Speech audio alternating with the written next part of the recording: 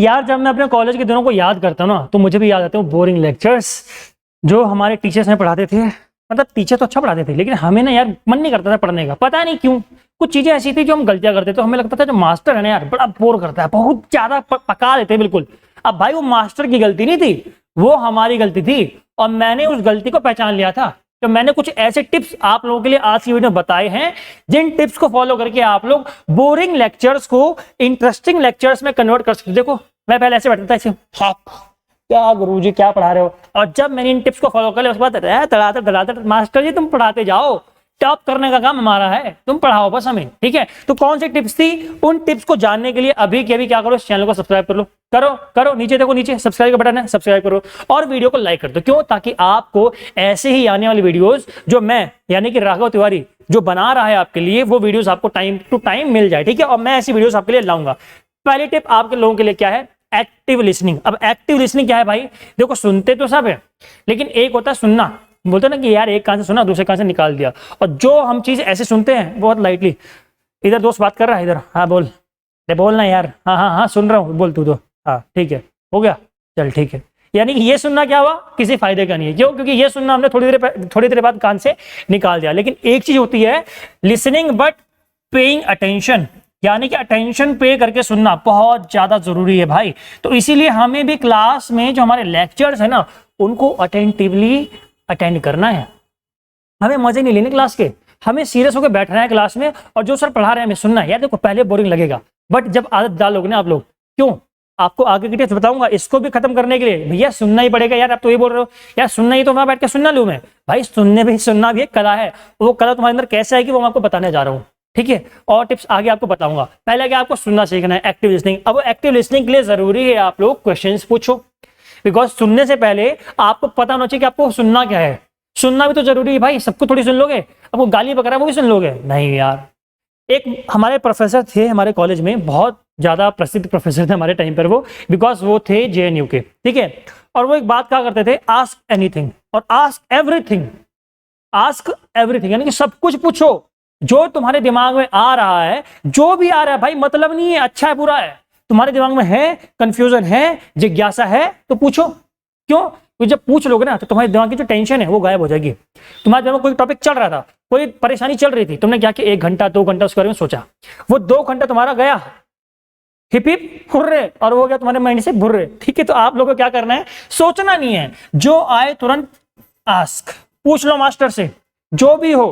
अब यही आपको कारगर साबित होगा आपके लिए। क्यों? बिकॉज मान लो आपको कोई टॉपिक था जो खल रहा था, आपके टीचर जो थे वो कॉन्स्टिट्यूशन पढ़ा रहे थे और कॉन्स्टिट्यूशन में एक आर्टिकल था जो आपको समझ में नहीं आया था, ठीक है। आपने क्या किया, क्लास में बच्चे मजाक उड़ाते तो आपने क्या किया, यार मैं नहीं पूछ रहा यार, जो पिंकी मजाक उड़ाएगी यार पिंकी के सामने बेइज्जती हो जाएगी मेरी, ऐसे नहीं यार मैं नहीं करूँगा ऐसे, या सृष्टि मजाक उड़ाएगी, नेहा मजाक उड़ाएगी, मेघा मजाक उड़ाएगी, नहीं भाई। जो मजाक उड़ाता है ना भाई उड़ाने दो, कोई तुम्हारा मजाक नहीं उड़ाएगा। तुम्हें पता है कि कॉलेज में जो क्राउड होता है ना अलग होता है, स्कूल का क्राउड अलग है और कॉलेज का क्राउड बिल्कुल अलग है। आपको कॉलेज में कोई जज करने वाला नहीं मिलेगा, ठीक है। तो जो माइंड में आ रहा है पूछ लो, ताकि क्लास के बाद जब निकलो ना आप लोग तो आपका माइंड जो बिल्कुल खाली हो। आपके माइंड में कोई क्वेश्चन हो, यार सर ने क्या पढ़ाया था यार, वो यार मैं पूछ नहीं पाया, अब क्या होगा, अगले क्लास में पूछ पाओगे। अब वो टॉपिक आपका क्लियर नहीं हो पाएगा। जब टॉपिक क्लियर नहीं होगा तो क्लास में इंटरेस्ट आपका नहीं आएगा, बिकॉज मास्टर जी कोई और आर्टिकल पढ़ा रहे हो और आपका दिमाग उसी आर्टिकल 21 में लिखा हुआ है, यार आर्टिकल 21 में क्या था यार, मैं पूछ नहीं पाया, क्या था। अब मास्टर ने पूरा कॉन्स्टिट्यूशन खत्म कर दिया है और आप लगे पड़े हो आर्टिकल 21 में। तो इससे बढ़िया ये होगा कि आप लोग जो भी दिमाग में आपके आए उसको तुरंत के तुरंत अपने मास्टर से पूछ लो, ठीक है भाई। अगली टिप्स आपके लिए क्या है, अगला टिप क्या है आपके लिए, थर्ड, रिव्यू नोट्स। बट आप मारेंगे नोट्स नहीं बनाओगे तो भाई रिव्यू नोट तभी करोगे जब नोट मेकिंग करोगे। और नोट मेकिंग बहुत ज्यादा इंपॉर्टेंट है, बहुत ज्यादा, हद से ज्यादा। नोट मेकिंग, नोट कॉपिंग नहीं, ठीक है। आप लोग क्या करते हो, नोट्स कॉपी करते हो, यार प्रिया यार नोट्स दे दे यार, जो कल सर ने पढ़ाया था ना यार मेरे को दे दियो, मैं नोट कर लूंगा अपने बुक में। ऐसा नहीं करना भाई, आपको किसी के नोट्स कॉपी नहीं करने, आपको अपने नोट्स खुद बनाने हैं। क्यों बोल रहा हूं ऐसा पता है, अपने नोट्स जब बनाओगे ना आप लोग, अब बनाने से पहले 3 बार सुनोगे, 2 बार सुनोगे, फिर उसको दोबारा रिव्यू करोगे, तो वो 3-4 बार जो प्रोसेस होता है ना आपका, वो एक ही बार में आपके दिमाग में डाल देगा उस चीज को, ठीक है। तो नोट्स को एक बार रिवीजन करना पड़ेगा, दोबारा उसको देखना है बस आपको। और भाई नोट्स बनाना बहुत जरूरी है, बिना नोट मेकिंग के जो पढ़ाई करता है ना भाई मजाक कर रहा है वो।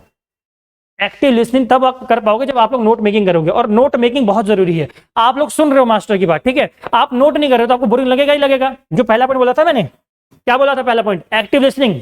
एक्टिव लिसनिंग का मतलब क्या है, एक्टिव लिसनिंग तभी हो पाएगी जब आप लोग साथ में साइड बाय साइड उसको नोट भी कर रहे होगे, वो आपके लिए हेल्पफुल होगा। अगर आप नोट नहीं कर रहे हो ना तो वो आपके लिए हेल्पफुल नहीं होगा।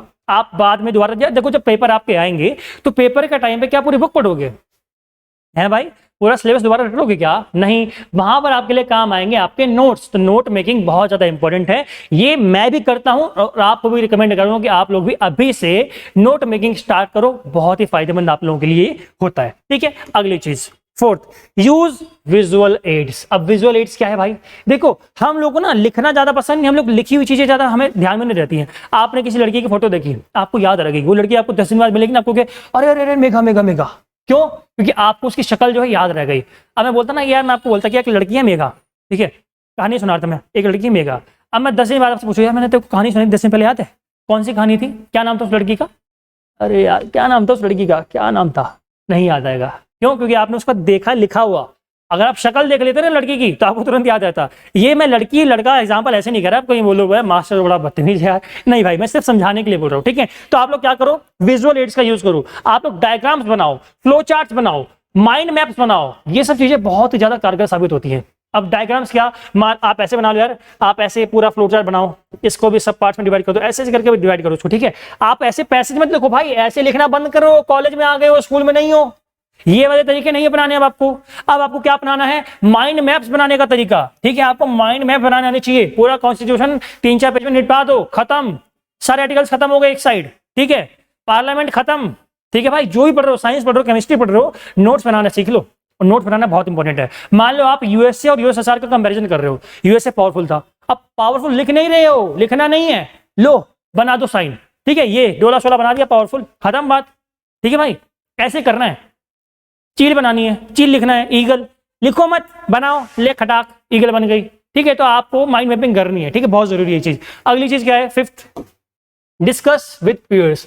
अब ये क्या है भाई, आपका जो कॉम्पिटिटर है आपको उससे डिस्कशन भी करना है, आपको पता होना चाहिए कि आपको कॉम्पिटिटर कितना तेज है, और आप देखो बेसिकली पीयर्स चाहे जो भी फ्रेंड्स भी हो सकते हैं, आपके लिए डिस्कशन ही बहुत इंपॉर्टेंट है।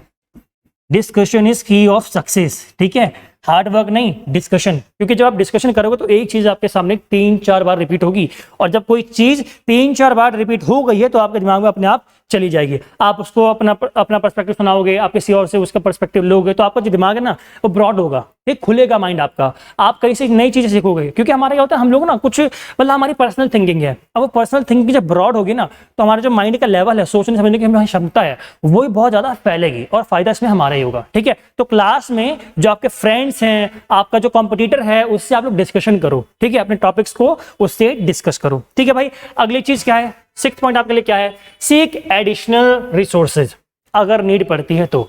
हालांकि देखो 12th क्लास तक तो क्या बोला जाता है कि आपके लिए एनसीईआरटीज सफिशिएंट है, बट अब कॉलेज में आके आपके लिए कोई एनसीईआरटी तो होती नहीं है, तो यहाँ पर आपको एडिशनल रिसोर्सेज की नीड पड़ेगी। आपको किसी टीचर ने एक बुक मान लो रिकमेंड कर रही है, ओपी गाबा, पॉलिटिकल थ्योरी के लिए ओपी गाबा अगर रिकमेंड करी गई है आपके लिए, तो आप सिर्फ ओपी गाबा मत पढ़ो, आप कोई और बुक भी साइड बाय साइड पढ़ो, ताकि आपको जो सोचने समझने की क्षमता है वो और ज्यादा विस्तृत हो, और आपको और भी सारे जो पर्सपेक्टिव उसके एस्पेक्ट्स हैं वो आपके पल्ले पड़ जाएं। ठीक है भाई, बहुत ज्यादा जरूरी है। सप्लीमेंट्री टेक्स्ट हो सकते हैं आपके, कोई आपकी हेल्पिंग गाइड बुक हो सकती है, कुछ भी हो सकता है आपका। ठीक है, तो आपको सिर्फ एक रिसोर्स पर डिपेंडेंट नहीं रहना है, आपको एडिशनल रिसोर्स पर भी ध्यान देना है, उनकी तरफ भी आपको जाना है। ठीक है, अगली चीज, प्रैक्टिस एक्टिव रिकॉलिंग। रिकॉलिंग लिखा है, ठीक है, प्रैक्टिस एक्टिव रिकॉलिंग। अब एक्टिव रिकॉलिंग क्या है, देखो पहली बात, इसमें 2 चीजें लिखी हैं, एक प्रैक्टिस और एक एक्टिव रिकॉलिंग। इन दोनों का हालांकि अलग अलग मतलब होता है, लेकिन यहाँ पर मैंने कंबाइंड किया हुआ है।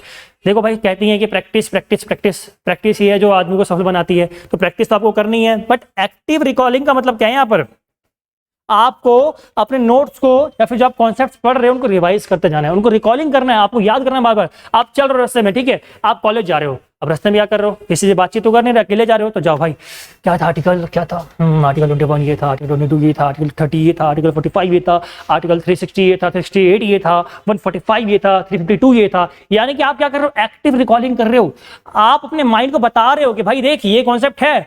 अब वो आप जो कॉन्सेप्ट रट रहे हो, रटने से बढ़िया रिकॉलिंग करो, एक्टिव रिकॉलिंग करो, आपका माइंड भूलेगा ही नहीं, आपको कि यार क्या था 352, अरे यार इमरजेंसी, याद आ गया तुरंत। क्यों, क्योंकि आपने क्या करा है, एक्टिव रिकॉलिंग करी है। ठीक है, तो एक्टिव रिकॉलिंग बहुत ज्यादा इंपॉर्टेंट है, ये चीज आपके लिए बहुत ही ज्यादा इंपॉर्टेंट है। ठीक है। और एक एडिशनल अगर आपके लिए बोलूं मैं, अगर आपको फिर भी ये सारी टिप्स, हालांकि देखो ये सारी टिप्स आपके लिए बहुत इंपॉर्टेंट है, अगर आप लोग उनको फॉलो करते हो तो आपकी जो बोरिंग क्लासेस हैं वो इंटरेस्टिंग क्लासेस में बदल सकती है और बदल जाएगी। बट स्टिल अगर ये सारी टिप्स फॉलो करने के बाद भी आपको लगे कि नहीं भैया हम लोग अभी भी बोरिंग फील कर रहे हैं, तो आप क्या करो पता है, कनेक्ट विद योर टीचर, अपने टीचर से कांटेक्ट बिठाओ अपने, ठीक है, मैडम या सर जो भी है, नंबर लो, कॉल करो, मैडम आपने जो कल पढ़ाया था, भाई टीचर खुश होंगे। मैं बता दूं हमारे एक सर थे विष्णु सर हमारे कॉलेज में, अब मैं क्या करता था क्लास में पढ़ने के बाद ना शाम को उनको कॉल करता था, इसे चापलूसी नहीं बोलते कि बोलो है चापलूस थे सर आप, तो नहीं भाई क्यों करता था पता है, क्योंकि मान लो मेरे को अगर कोई कॉन्सेप्ट पहले नहीं पढ़ा तो मैं सर को फोन करता, सर प्लीज आप मेरे को बोला कॉन्सेप्ट को दोबारा बता दो, बिकॉज वो कॉन्सेप्ट उस टाइम मेरे पहले नहीं पढ़ा। सर बोलते थे बेटा उस टाइम क्यों नहीं पूछा, सर उस टाइम मैं पूछ रहा था बट हो गया टाइम क्लास का, तो दूसरी क्लास में जाना पड़ा है, मैं इसलिए पूछ नहीं पाया आपसे क्लास के बाद। ठीक है बेटा बता देता हूँ, बड़ा अच्छा कि आपने पूछ लिया, तो दिमाग में ना टीचर के जाता भी है, तो टीचर आपको ना जब अगली क्लास में पढ़ाएगा तो सोचे कि यार इस बच्चे समझ में नहीं आएगा उसको, तो पूछेगा तुमसे खुद, राघव क्या आपको समझ आ गया टॉपिक, अगर नहीं होगा तो आप बोलोगे यस सर अभी नहीं आया, तो सर दोबारा समझाएंगे आपको, ठीक, तो सबको फायदा होगा। जो आपका वो प्रेशर था ना कि यार अगर मैं पूछूंगा क्लास में क्वेश्चन तो बच्चे मेरा मजाक उड़ाएंगे, तो वो वाला प्रेशर आपका खत्म हो जाएगा, टीचर खुद ही पूछ ले करेंगे राघव समझ में आ गया क्या, हालांकि तो बच्चे हंस लेंगे लेकिन उस हंसी में आपका फायदा हो जाएगा। ठीक है, शर्माना नहीं है क्वेश्चन पूछने में, आराम से पढ़ो लिखो मेहनत करो, कोई दिक्कत नहीं है भाई। ठीक है, अगर इन टिप्स को फॉलो कर लेते हो तो मैं वादा करता हूं कि आपके जो बोरिंग लेक्चर्स अभी जा रहे हैं वो बहुत ही ज्यादा इंटरेस्टिंग आपके लिए हो जाएंगे। ठीक है, बाकी स्टिल कोई डाउट हो तो आपके राघव भैया है ना भाई, डिस्क्रिप्शन बॉक्स में जाओ, नंबर दे रखा है, जाके कांटेक्ट कर लेना, कोई दिक्कत नहीं, कॉल कर लो, अरे कॉल उठा लूंगा यार, बहुत मतलब हाँ बिजी तो हूँ लेकिन आपके लिए टाइम है मेरे पास। ठीक है भाई, मैं कॉल उठा लूंगा, मैसेज कर देना, आपका रिप्लाई दे दूंगा। ठीक है, अगर मैं कॉल पिक नहीं कर रहा हूँ तो मैसेज करो, आपका रिस्पॉन्स मैं दूंगा। ठीक है, कोई दिक्कत नहीं है भाई। बाकी अभी आज की वीडियो यहीं तक थी, आप लोग क्या करो अभी चैनल को सब्सक्राइब कर लो, ताकि आपको जो और भी आने वाले वीडियोस आप मोटिवेशनल टिप वाले हो कोई भी हो आपको वो वीडियोस टाइम टू टाइम मिल जाए। ठीक है, तो आज की वीडियो में इतना ही, अपने राघव भैया को अभी के लिए बोलो अलविदा, जय हिंद जय भारत।